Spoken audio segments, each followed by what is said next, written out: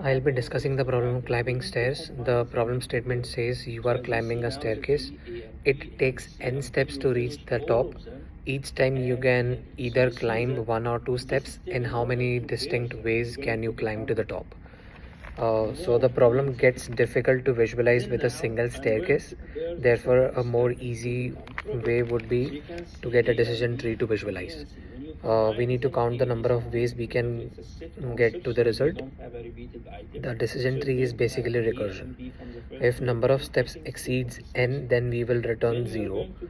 When the exact same problem of comes out, when the exact same problem comes off out of bounds, we can better solve the problem by DFS.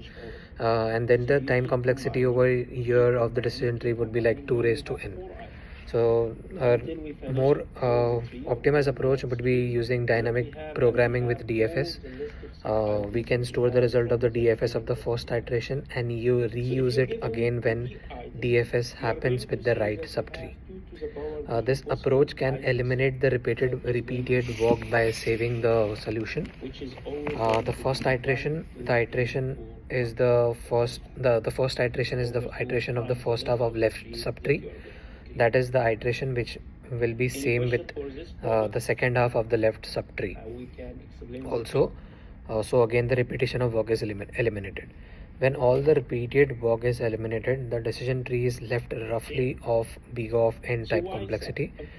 Reason being we are only solving each subproblem once. So we are caching the result, which is called as memoization, and then the time complexity of this approach is big of n and space complexity is big of 1. There is a more optimized approach that we can take, which is called the bottom-up dynamic programming. No matter the value of n, we will only require the one step to travel in the last. If n is equal to 5, then traveling from 5 to 5, there is only one step, and then traveling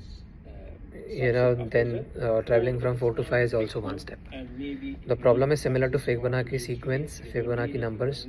We are starting with base case 1 1 and adding those values to the next result and so on.